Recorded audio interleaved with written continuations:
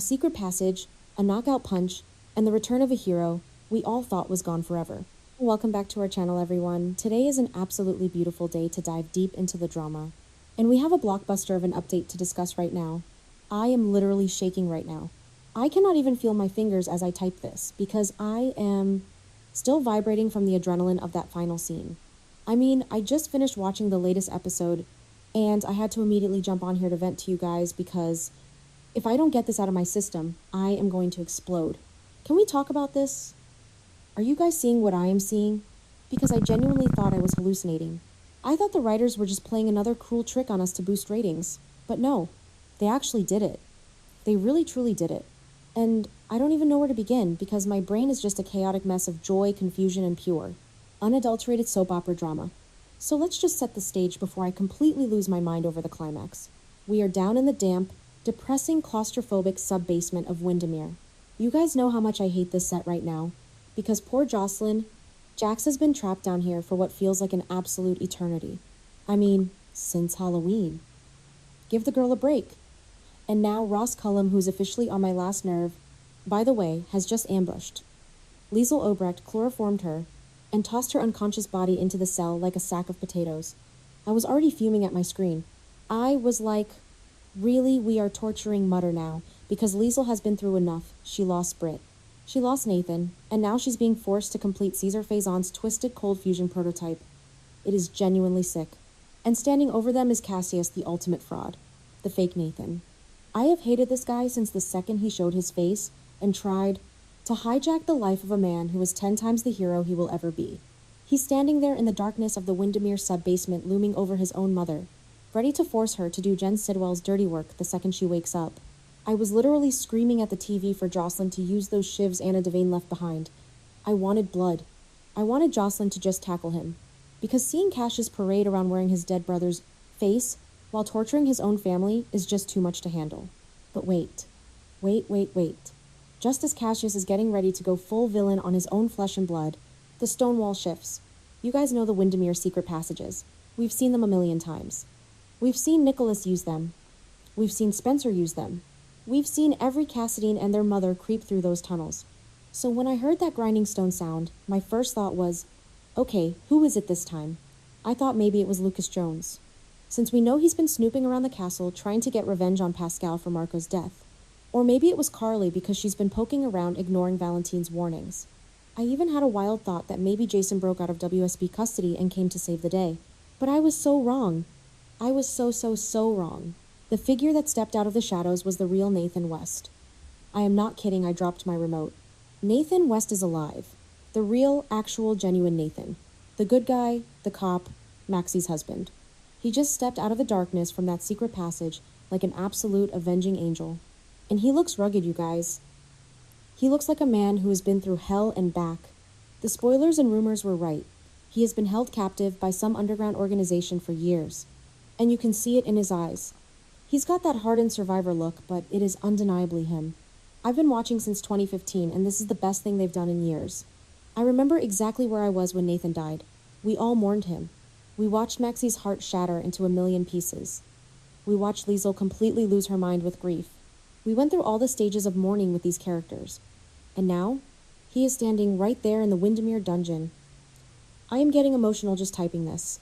To have him back after all this time, after all the trauma his family has endured, is just the ultimate payoff for longtime viewers.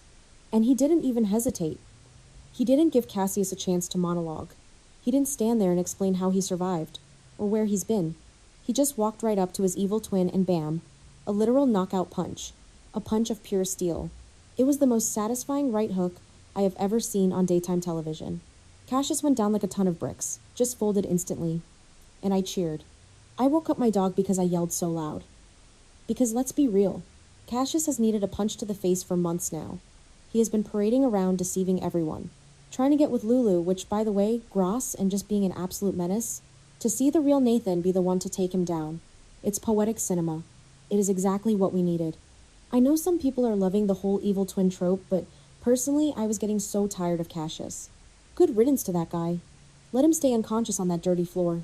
Can we just take a second to appreciate Jocelyn Jackson this scene? Because her reaction was everything. She is standing there probably clutching one of Anna's makeshift weapons ready to fight for her life. And suddenly, this ghost appears. Jocelyn knows Nathan. She knows him as Maxie's late husband. She knows the history. The absolute shock on her face was Oscar-worthy. You could practically see the gears turning in her head. Wait, you're dead. But you're standing here. But the guy on the floor looks just like you. It's so soapy, and I am here for it. I love that Jocelyn gets to be the witness to this. She has been so isolated in this hostage storyline, just dealing with Cassius and Pascal and Cullum. Now she finally has a real ally. And not just any ally, but a highly trained former cop who has clearly learned some serious survival skills during his years in captivity. But oh my god, think about Liesl. Think about Mutter. She is currently unconscious because Ross Cullum is a monster who chloroforms women in their cars. But when she wakes up, guys, I am not ready for the emotional devastation that is going to happen when Liesl opens her eyes. She is going to wake up in a dungeon. Was he the son she thought died at birth? Cassius unconscious on the floor. And see the son she mourned and buried, Nathan standing over him. Her brain is going to short circuit. Kathleen Gotti is going to act the absolute house down in these upcoming scenes. Give her the Emmy right now. Because Liesl's entire trajectory changed when Nathan died, her grief turned her into a different person. And now she has both of her boys in the same room, but one is a villain and one is a savior. It's Shakespearean. It really is. Okay, back to the point. Nathan is currently untying Liesl and Jocelyn, and the clock is ticking. Because this isn't just a happy reunion. They are in the middle of enemy territory. Jen Sidwell's army of guards is swarming the island. Sidwell is already furious because Britt Westbourne is on the run with Rocco Falconeri. He's already ordered a massive manhunt. If his goons find out that someone broke into the sub-basement, knocked out Cassius, and is trying to extract his star scientist and his leverage, all hell is going to break loose. I am so stressed about how they are going to get off Spoon Island. I mean, the secret passages are a good start, but Windermere is a fortress right now. I kind of hope Nathan brought some backup, or maybe he's going to run into Lucas or Carly, who are also sneaking around. Imagine Carly's face if she bumps into Nathan West in a dark tunnel. Wait, I'm getting ahead of myself. I need to back up and talk about this underground organization thing. Because, who has been holding Nathan all these years? Was it the DVX, a rogue faction of the WSB? Or is this tied to Caesar Faison's old network? Because if Faison's people had Nathan this whole time, that makes the whole Cassius storyline even more twisted. Did Cassius know? Did Sidwell? No, I have so many questions. Remember when they tried this kind of plot with Jason being held in the Boronsky clinic? Yeah, we've seen the held captive for years trope before. But with Nathan, it hits different because his death was so final to us. We saw the funeral. We saw the grief. Who faked the body? Who covered it up? The writers better have a rock-solid explanation for this. Because if they hand-wave it with some cheap dialogue, I am going to be furious. But right now, I'm just too happy he's alive to care about the logistics. And we have to talk about Maxie. I cannot even fathom what this is going to do to her. Maxie Jones has been put through the ringer more times than I can count. She lost Nathan. She had to deal with the absolute nightmare. That was Peter August. Don't even get me started on Peter. I will write a whole other novel about how much I hated that storyline. She had to hide her baby. She's finally trying to find some peace. And now the love of her life is just going to walk back into Port Charles.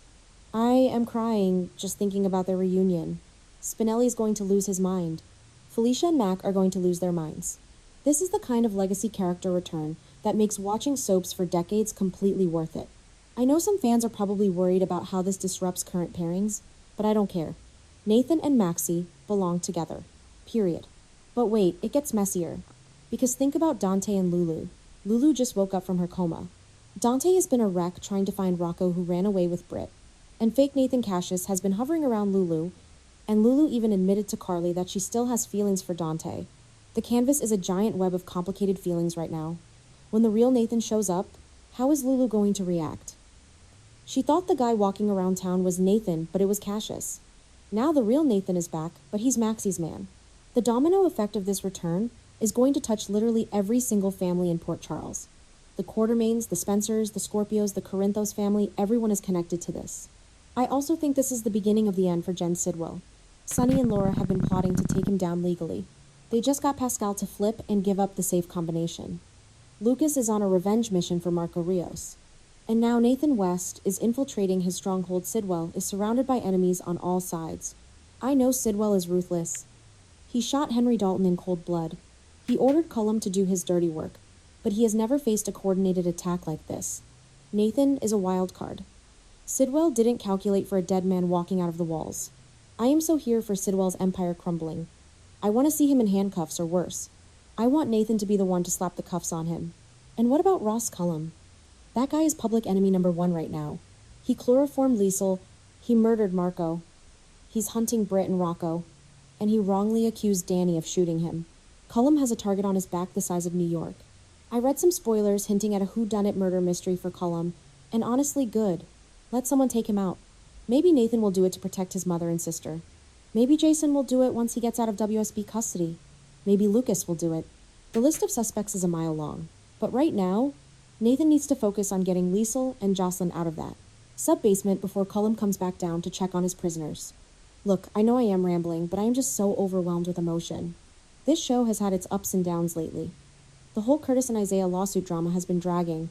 The Michael, Willow, Chase cheating trap is stressing me out, and I'm still mourning Christina leaving for med school.